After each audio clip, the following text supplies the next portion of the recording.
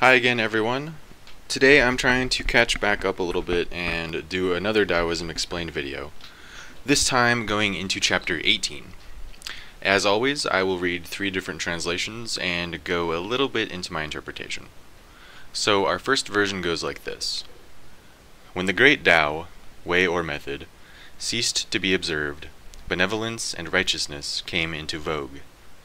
Then appeared wisdom and shrewdness, and there ensued great hypocrisy. When harmony no longer prevailed throughout the 6 kinships, filial sons found their manifestation. When the states and clans fell into disorder, loyal ministers appeared. The next version is as follows. When the great reason is obliterated, we have benevolence and justice. Prudence and circumspection appear, and we have much hypocrisy. When family relations no longer harmonize, we have filial piety and paternal devotion. When the country and the clans decay through disorder, we have loyalty and allegiance. And our final translation. When the great Tao is lost sight of, we still have the idea of benevolence and righteousness. Prudence and wisdom come to mind when we see great hypocrisy. When relatives are unfriendly, we still have the teachings of filial piety and paternal affection. When the state and the clan are in confusion and disorder, we still have the ideals of loyalty and faithfulness.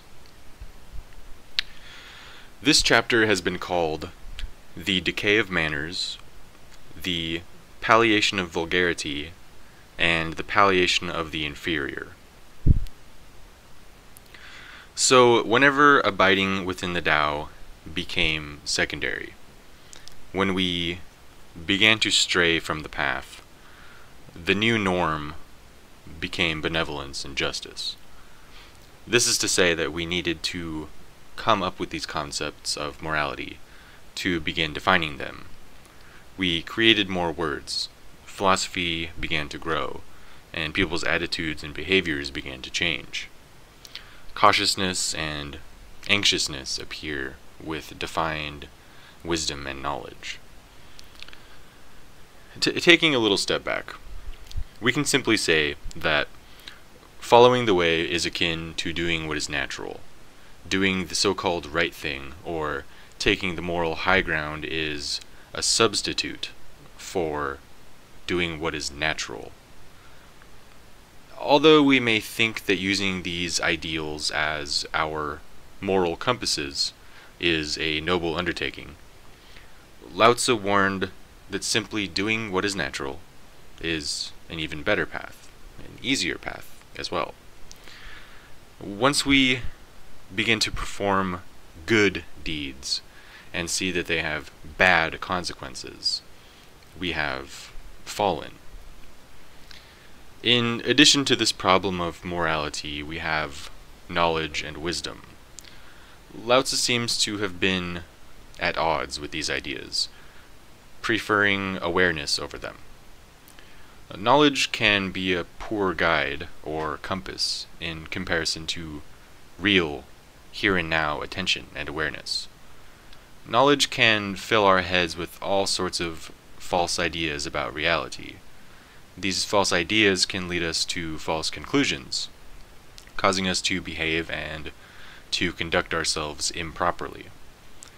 So in the end, we can make a decision whether to substitute awareness for knowledge and hope that it will hold up, which Lao Tzu would likely consider to be folly, or we can simply do what is natural. In following the way, there is no pretense, claiming that the way can be found, penetrated, understood, or scrutinized. This is a rather pompous way to go about living. Anyways, the bottom pieces of the chapter go into filial piety. In short, this is a Chinese concept shared between Confucianism, Chinese Buddhism, and Taoism. It is essentially a sense of respect for one's parents, elders, and ancestors. In some translations and interpretations, It goes into the idea that the older generations should be supported by the younger ones, as they brought the younger ones up themselves, so the younger ones should take care of the older generations as they age. Filial piety virtues may even go into carrying out religious sacrifices for ancestor spirits, refraining from bringing disgrace to the family name, sending money back to the family after immigrating to another country and working, and in general to show love, respect, kindness, and service to one's parents and elders.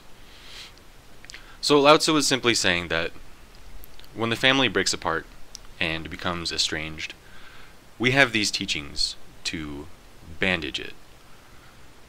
When society becomes disordered and falls apart, we have loyalty and allegiance to these same teachings. It could be said that this ethical concept is considered to be an inherent part of nature rather than a human concept. It is considered to be seen flowing naturally in, for example, the relationship of father and son.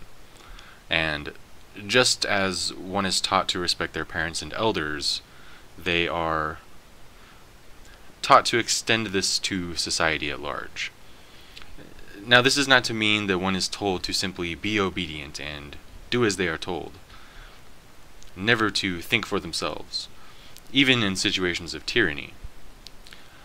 On the contrary, these tyrants should be overthrown.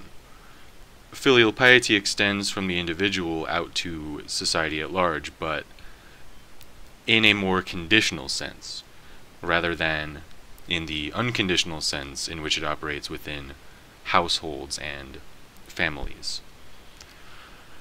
So without going too much further down that rabbit hole, we can cut ourselves short here. Being polite, being kind, and being thoughtful are certainly things that seem natural to me. And as a going away thought, one wonders to what other enterprises these concepts of filial piety apply to. Certainly Japanese managerial style comes to mind. The occupations of caregiving, nursing, accommodation, food, and service come to mind as well. Until next time.